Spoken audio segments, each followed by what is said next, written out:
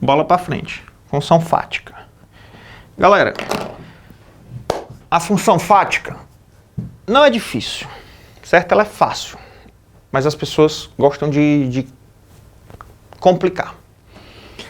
Veja, a função fática está concentrada no canal de comunicação, no meio por onde a mensagem trafega. Portanto, é comum a função fática predominar num texto? É comum você produzir um texto cujo foco recai o tempo todo, ou de maneira predominante, no canal de comunicação? Não, não é comum. A função fática dificilmente vai predominar num texto. O normal é a função fática aparecer em momentos pontuais do texto. A função fática ela serve para abrir o canal de comunicação, para fechar o canal de comunicação, ou para testar o canal de comunicação, ou para mantê-lo aberto durante uma conversação longa, durante uma interação longa. Professor, ainda não estou entendendo. Vamos lá.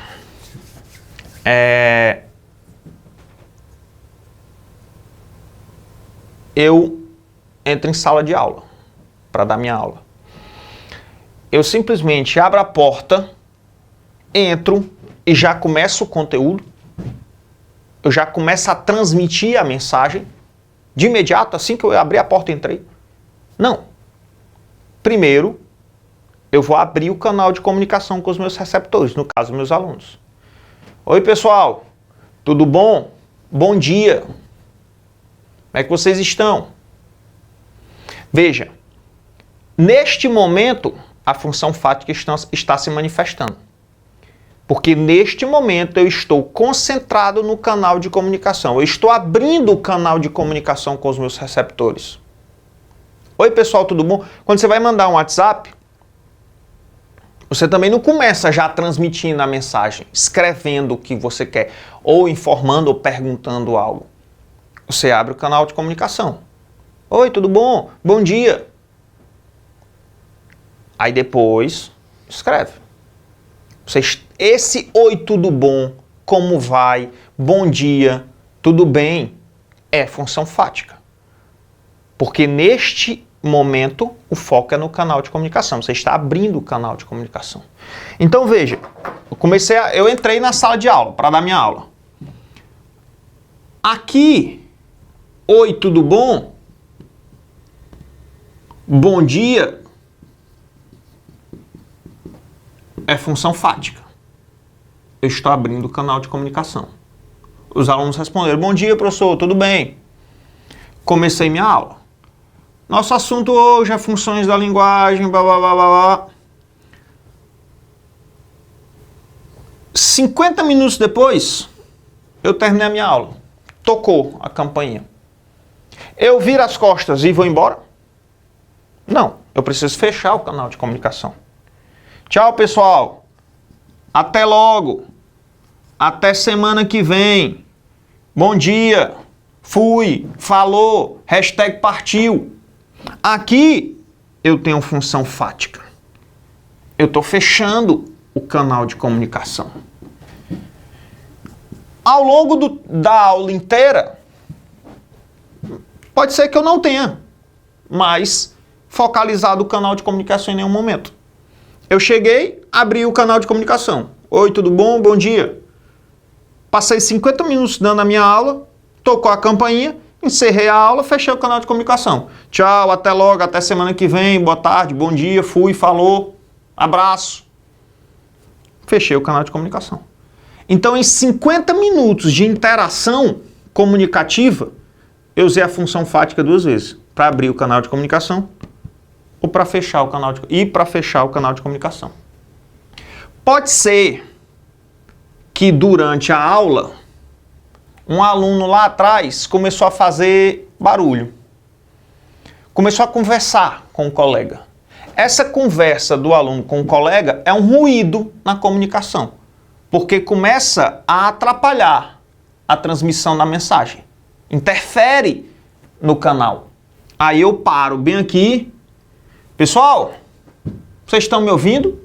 Tá dando para entender? Vamos supor que eu estou dando aula e... né, às vezes acontece, você sabe isso. Você está dando aula e alguém começa na escola a fazer uma reforma, consertar alguma coisa, bater um martelo numa parede. Aí o barulho do martelo, aí eu começo a aumentar o meu tom de voz para os alunos. E aí num determinado... Pessoal, vocês estão conseguindo me ouvir direitinho ou está atrapalhando muito esse barulho aí? Quando eu parei a aula para perguntar se os meus alunos estão me ouvindo, eu estou testando o canal de comunicação. Só vocês estão me ouvindo? Tá dando para entender o que eu estou dizendo? Nesse momento em que eu estou testando o canal de comunicação, é a função fática. Então, a função fática serve para abrir o canal de comunicação, para testar o canal de comunicação, para fechar o canal de comunicação. Imagina o seguinte. A criatura levou um fora.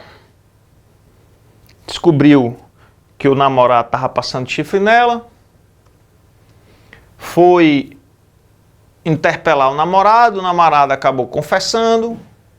E aí, no meio da confusão, da DR, o cara disse, não, melhor a gente terminar mesmo, eu realmente, né, não estou mais envolvido como, né, eu estava, e isso está me levando a querer ficar com outras pessoas, eu acabei vacilando, ele traindo, olha, a culpa não é você, sou eu, aqueles velhos queixos, né? Mas aí, termina, o bichinho fica na merda, chega em casa muito mal, obviamente, descobriu que levou chifre, o namorado terminou, ela mesmo, claro, ia terminar, descobriu do chifre, mas, quer dizer, tudo degringolou. E aí ela tá lá na merda, chega em casa, bota Marília Mendonça, fica a noite inteira ouvindo Marília Mendonça, se diz a sexta pessoa depois de ninguém. De madrugada, não aguenta mais chorar e lamentar sozinha, aí pega o telefone e vai ligar pra amiga. Telefone. De madrugada, 2 horas da manhã, o telefone toca, a amiga atende. Alô? Belezinha? Preciso conversar. Aconteceu um problema, assim, assim. E aí começa a conversa. Na verdade, a pessoa não quer conversar, ela quer desabafar. Ela quer falar dos problemas dela, das emoções dela, dos sentimentos dela. É função emotiva. Ela quer falar dela, de si mesma. E ela começa a falar.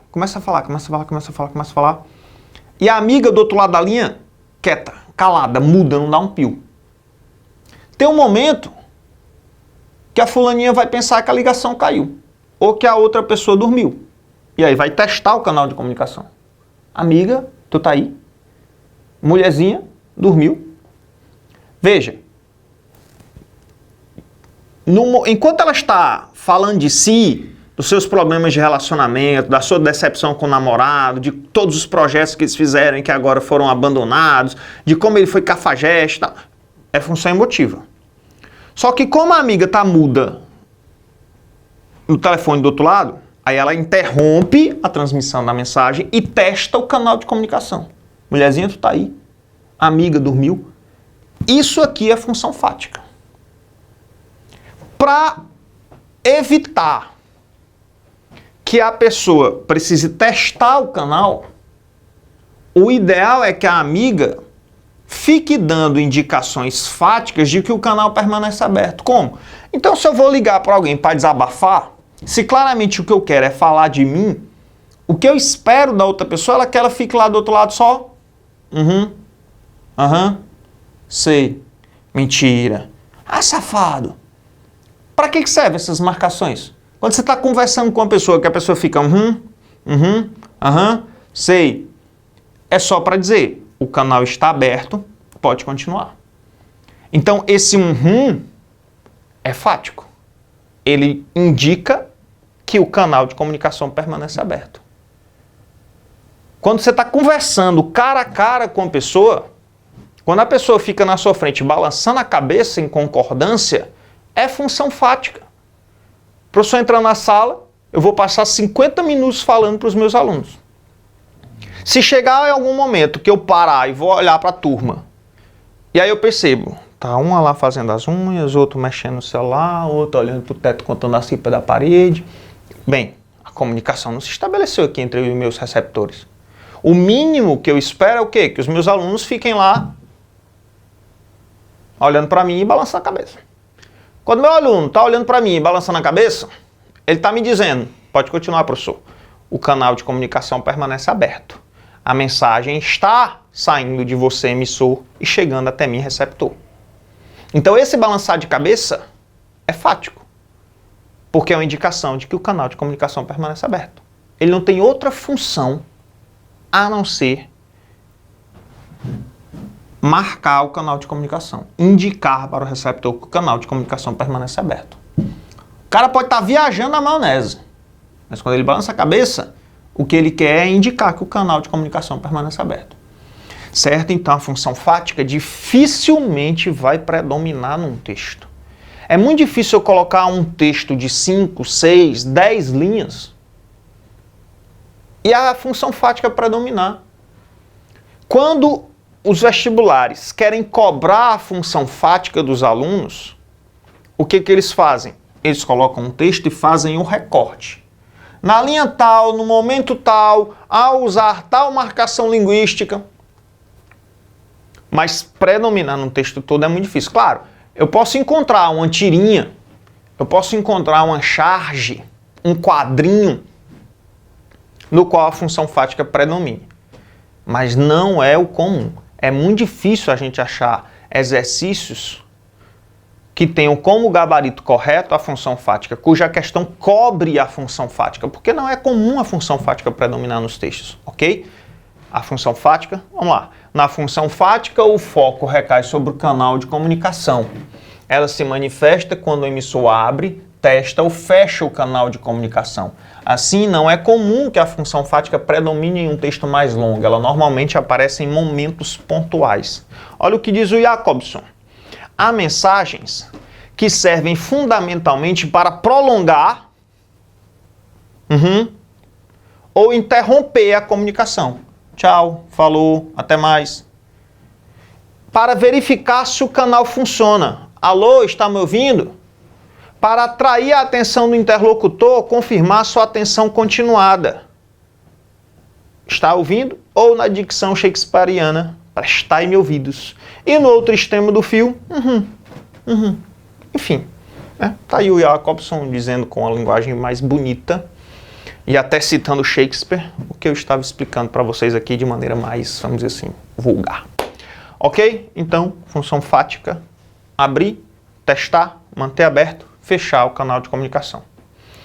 E para terminar, função metalinguística. Vamos lá. Galera, essa é que os vestibulares disparadamente gostam mais de cobrar. É a proporcionalmente mais cobrada no Enem e nos demais vestibulares. Então, é fácil encontrar questão por aí cobrando a função metalinguística. Quando o Jacobson produziu a sua teoria, ele pensou na função metalinguística como presente naqueles textos da própria ciência da linguagem. Como assim? Vamos lá. Na função metalinguística, o foco recai sobre o código.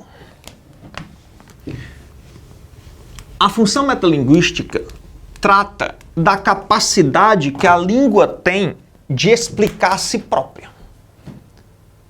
Então, a língua portuguesa é capaz de explicar a si própria. A língua portuguesa é capaz de comentar a si própria. Como assim? Pense numa aula de gramática. Quando você assiste a uma aula de gramática, quando você abre a gramática em casa para estudar, o que é que você tem ali?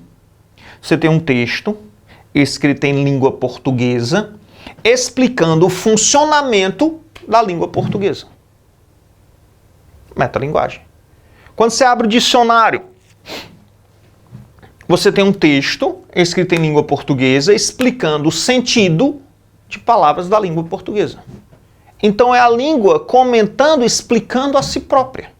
Isso é a metalinguagem. Certo? A metalinguagem diz respeito à capacidade que a língua tem de explicar a si própria. Portanto, quando Jacobson pensou na função metalinguística, ele levou isso em consideração. E aí, a função metalinguística pura se manifesta nessas áreas da ciência da linguagem. É na gramática, é no dicionário, é num manual de redação, num manual de escrita, num texto de análise do discurso, enfim. Só que com o passar do tempo, ela foi se ampliando, essa percepção do que é a metalinguagem foi se ampliando. E hoje, qual é a noção que a gente tem? A metalinguagem está presente em qualquer texto que faça referência, comente, explique a si mesmo. Então, aqui eu tenho metalinguagem.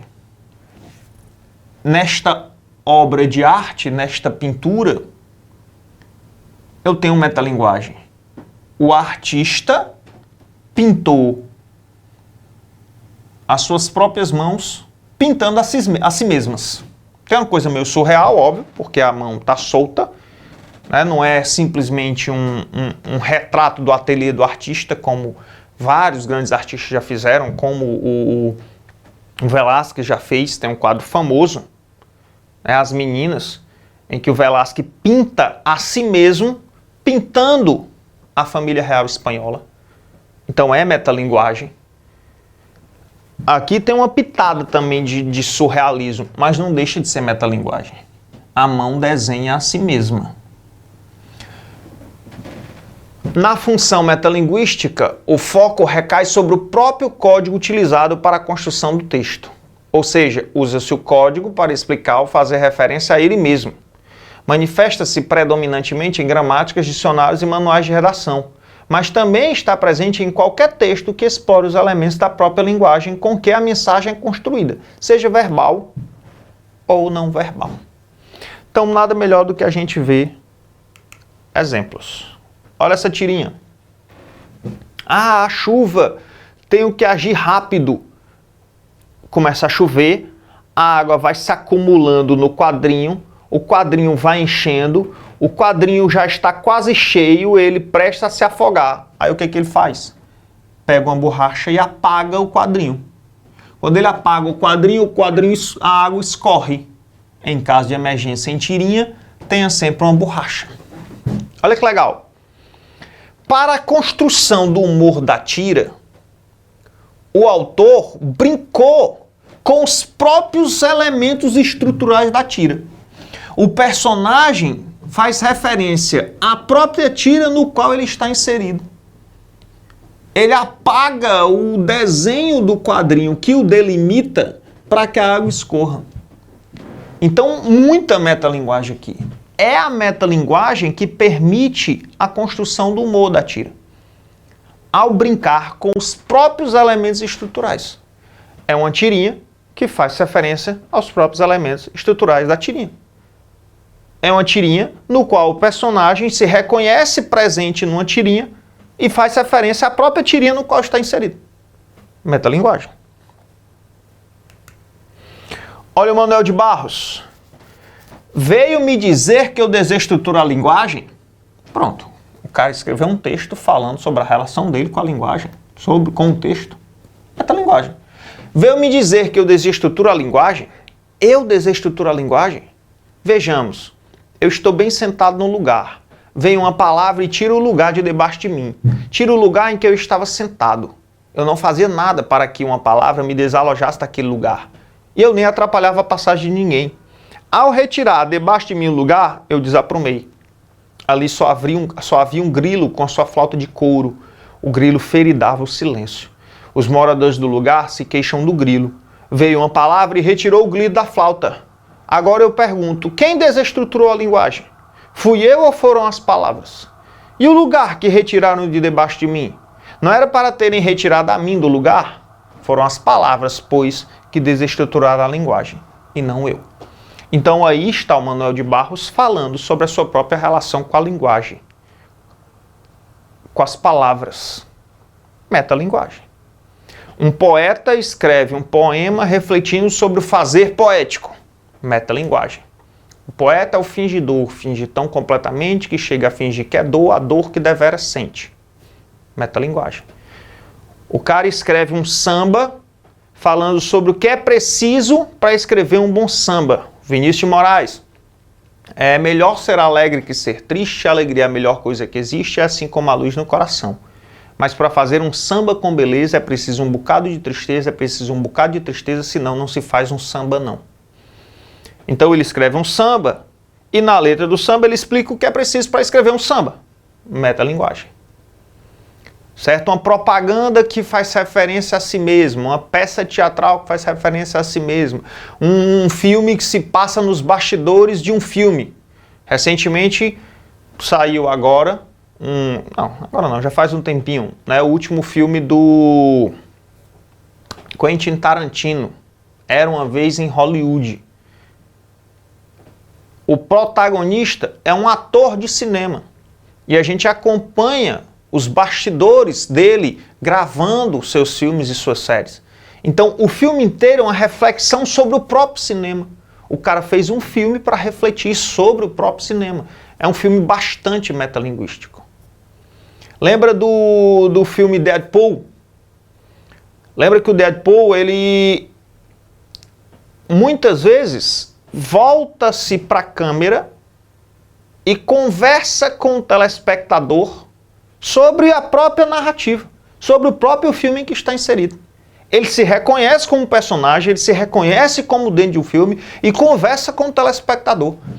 Eu lembro que quando saiu o filme do Deadpool, muita gente, eu vi muitos alunos meus, sobretudo aqueles mais nerdzinhos, comentando, né? Hoje não é nerd, mas que a gente chama é geek, né? É geek, não é não, Paulão?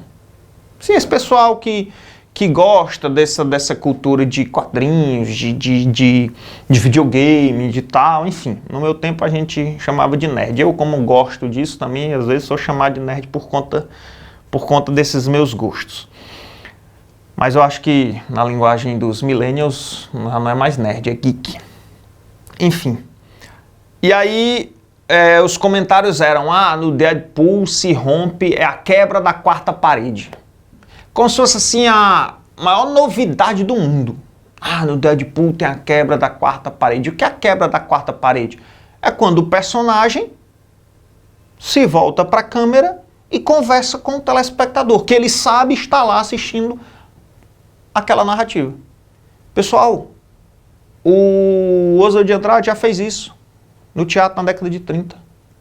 O Machado de Assis já fez isso em 1881, com Memórias Póstumas de Brás Cubas.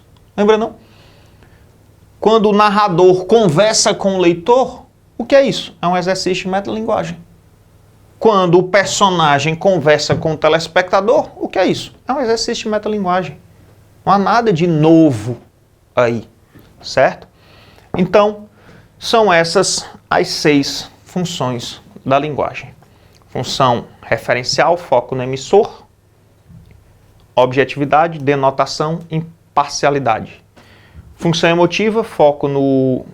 troquei, né? Função referencial, foco no assunto. Objetividade, impessoalidade, imparcialidade e denotação. Função emotiva, aí sim, foco no emissor. Marcas linguísticas mais comuns, verbos e pronomes em primeira pessoa. Pessoalidade, subjetividade. Função conativa ou apelativa, foco no receptor. Marcas linguísticas mais comuns, verbos no imperativo. Vocativo. O objetivo é convencer, é persuadir, é influenciar o receptor. Função poética, foco na mensagem, no como o texto foi construído. É quando o texto procura ser criativo, original, artístico. Função fática, foco no canal de comunicação, abrir o canal de comunicação, fechar o canal de comunicação, testar o canal de comunicação. Ou mantê-lo aberto em interações mais longas. Dificilmente predomina no texto. É comum aparecer mais pontualmente. E função metalinguística, foco no próprio código. É a capacidade que a linguagem tem de fazer referência a si mesma. Função metalinguística pura, gramática, dicionários, manuais de escrita. Mas hoje eu já posso enxergar a metalinguagem em qualquer tipo de gênero, em qualquer tipo de texto. Sempre que o texto fizer referência, explicar, comentar a si mesmo, nós temos função metalinguística. Ok? Então agora vamos partir para os exercícios para fixar bem toda esta teoria. Ok?